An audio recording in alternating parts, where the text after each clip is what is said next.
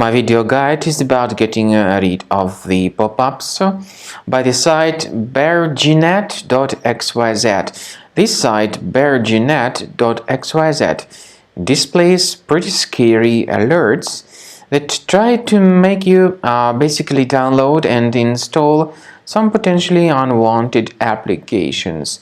If you see these pop-ups by Berginet.xyz, do not ever interact with them. Do not install what such pop-ups might promote. Instead, just leave this deceptive page. And I also recommend you to additionally investigate your computer with the help of reliable antivirus by going to the website combocleaner.com. So download the application, install the software, and once it gets successfully installed, start researching the computer. Combo Cleaner will help you to effectively detect and eliminate other types of infections which could possibly still stealthily remain on your computer. Combo Cleaner will help you to clean your system. After you have successfully downloaded and installed Combo Cleaner antivirus, the program is initially in the trial mode, so only quick scan option is available.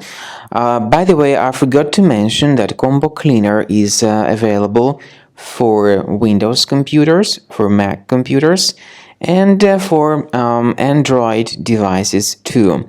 This information is clearly seen on the official website, which is combocleaner.com.